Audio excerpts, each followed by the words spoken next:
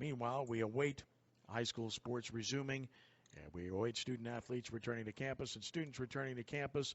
Joining us now to talk about what's going on with the LHSAA and the LHSCA, the Louisiana High School Coaches Association, is the director of that organization, our good and great friend Eric Held. Eric, I hope you're well, and I hope you're just surviving all this and ready to roll, right?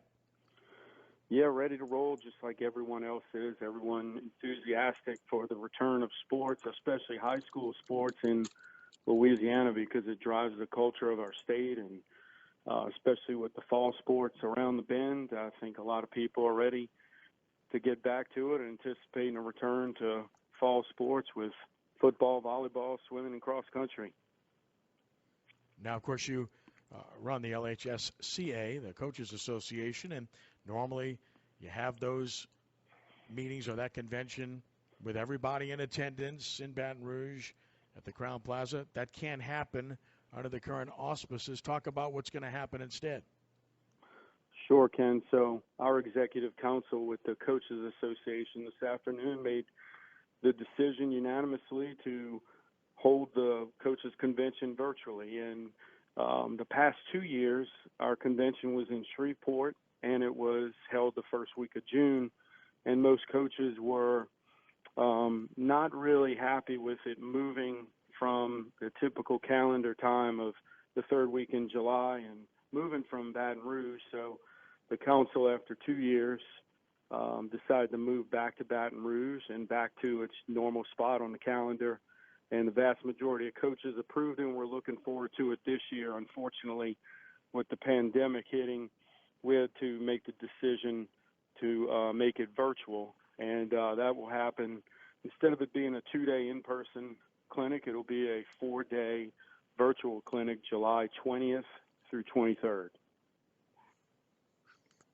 Eric, when you took this job about a year or so ago, boy, you could have thought any other scenario but something like this. This has been amazing for all you guys.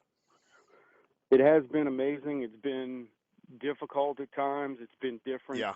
I think my background in coaching has definitely helped that. Being in that field and teaching for 25 years, you get, as a coach, you get so many things that come your way, and so many life lessons along the way. And then competing as an athlete, there's so many lessons you learn along the way. And then during the course of games you coach in, there are so many twists and turns and how you react. Right. So I think patience has been a virtue. I think we've all learned at this time. And also that there's a bigger picture to see out there, instead of seeing exactly what's right in front of you and being in your own world, to kind of see things globally on a wider spectrum. Let me ask you a quick question, one more quick question, though. From the coaches, the input, what are you hearing from them with regards to the mindset or the psyche of the kids? I mean, the thing that you guys do, that you guys bring a sense of family and community to the majority of the kids that compete all across the state. And you guys are mom and dad and school and lunch even for some of these young people. What are you hearing about the mindset, the psyche of the kids right now? Sure. So the kids, I believe, were ready to come back a week into this, just like the coaches were. And it's been over 2 months now, and it's time to return. However, there's still a little waiting time. Our summer rules period will begin on June 8th, and that's when all schools under the guise of the Louisiana High School Athletic Association can return to school-related team-based activities. And everyone's ready to get back, and hopefully we have coaches and athletic directors and administrators that are putting in protocols for safety and educating families and parents and their kids. One thing you hit on there was schools. A lot of kids, that's family for them, and that was one of the tough things. When you take this away, a lot of people don't realize, my wife being a public school teacher, and something I took for granted was that a lot of these kids, when they come to school, it's a safe haven for them. They get 2 square meals a day. and for 5 days, it's sometimes the best thing in their life. And Yep. that's what we've seen, and a lot of kids lost that. So it's not just that, but coaches are moms and dads, grandparents, great guidance counselors and mentors for these kids as well. Exactly. Don't forget those kids, man. Visiting with Eric Held of the Louisiana High School Coaches Association and the LHSAA. Eric, the organization and Mr. Bonine had to make sure that they put out something in the event that anyone violated things prior to June 8th. You hate to even have to go there, but you had to go there just to make sure, because there was some chatter out there, well, what would happen if we did have some kids on campus doing some things? And I'm glad that the executive director responded to it, because, first of all, you shouldn't have to respond to that. Rules are rules, whether you like them Keep or it not, fair. right? Yeah. Right? But at the same Correct.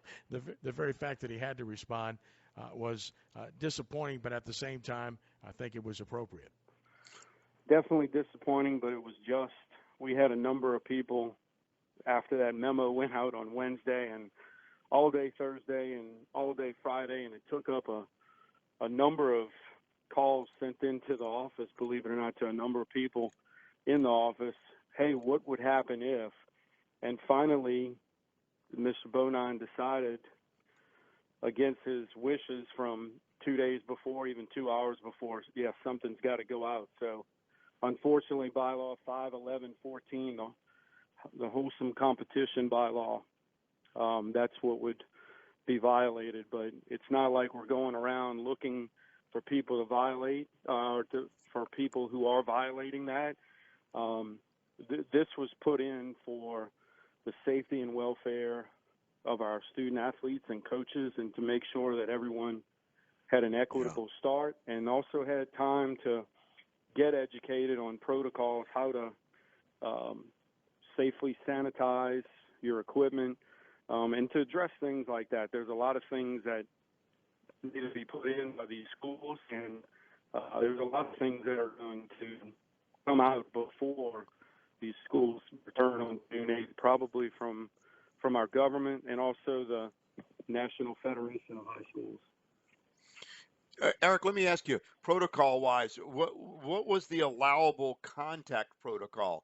In other words, the regular classrooms, like your wife probably went through, is doing the Zoom and the different things like that. Was that allowable in the rules of contacting your team and pep talking them and encouraging them to stay in shape? How much of that was allowed, and what were the parameters of that sort of contact? Sure. So, unlike where you may have an NCAA where you have limitations with that, for us there were no limitations, and it was awesome because there were so many coaches and teachers using Zoom and other platforms like that to virtually connect with their students and their student athletes, and to kind of try and keep it as normal as possible. One of the things when you get out of coaching that you miss is being around the guys, being around the coaches, and when you don't have that personal relationship, day-to-day interaction with your players, with even your students in your classroom and the people you work with every day, it kind of takes a little something out of you. So that was good to see, and we didn't have any rules that said that you couldn't do that. And we did have a few coaches that actually contacted us and who were relieved that there was nothing in the handbook that said you couldn't do that. So it was actually something very positive and something that so many coaches conducted, many Zoom meetings, not only with sports, but just to check in on their athletes. Eric Held with us for a couple more minutes. The June 8th date, is that hard and fast, Eric, or is it another one of those dates where when it happens there'll be another reevaluation? Or is that, in fact, the date that student athletes will be allowed to return to campus? Sure. So on June 3rd, there will be an executive committee hearing for the LHSAA. It'll be a virtual meeting. We hope that it would be in person, but that'll be something that we look at as we head into the next phase, with phase 2 coming.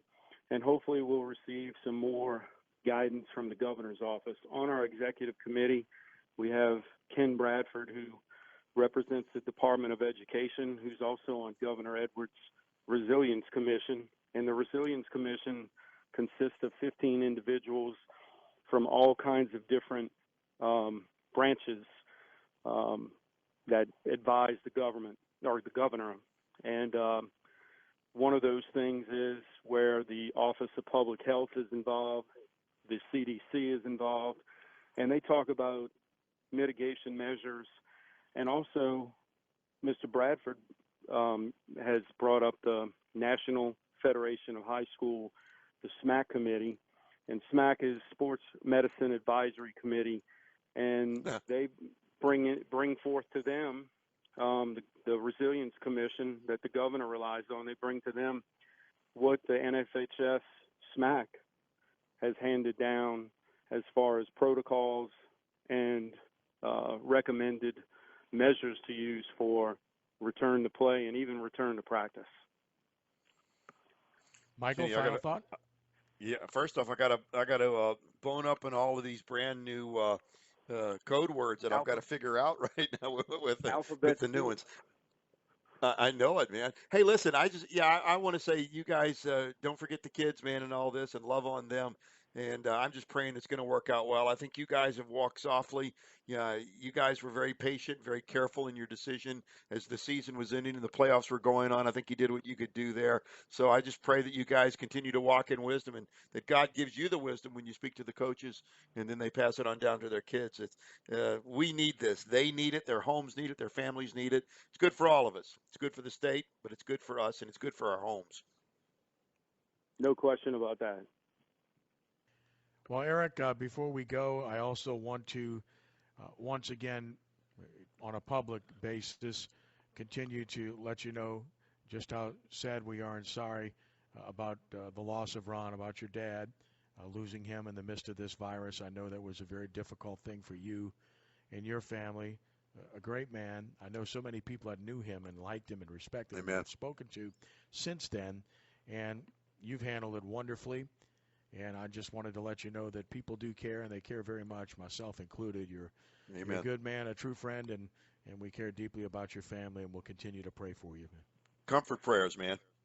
Appreciate it, and that's the one thing that I think my family and myself has been able to navigate this as best as possible is just those that have been praying. The power of prayer is incredible. My dad has a tremendous faith, as does my mom, and she's been doing well. And, you know, just to tell you how strong a faith my dad had, a week or so after he passed, there was a prayer service outside the hospital where he spent his last 10 days. And the doctor the anesthesiologist who put him under, that was the last person he had a conversation with before he went on the ventilator. And the anesthesiologist said his last words were, "God bless you." And that's something that's very comforting. Wow. He had God on his mind. He had faith in his heart, and that's something that's very comforting and that gets us through the tough times. Hey, Eric, that's called a legacy of prayer. Carry that with you and tell it to your kids and to your grandchildren, man. Absolutely. Eric Held, LHSCA, thank you so much for joining us. We really appreciate it. We'll follow up on things as we start to see people returning to campus. Can't wait. And Godspeed to you and yours. And I hope you and I are doing some games here again in a few months, man. Boy, that would sure be great, nice. wouldn't it? Eric. That would be fantastic. Eric, Denise wants him out the house. By the way, Michael, Eric's the one that was taking me away from you on Thursday nights last football season. Okay, Michael? Denise wants him out of the house, though, Eric. So see what you can do, will you? Oh, that's true. I'm sure after the last 9 or 10 weeks, my wife Debbie wants me out of the house too. We'll pray for each other. You got it. Absolutely. I appreciate you guys having me. Love you, man. That's Eric Held, the LHSCA.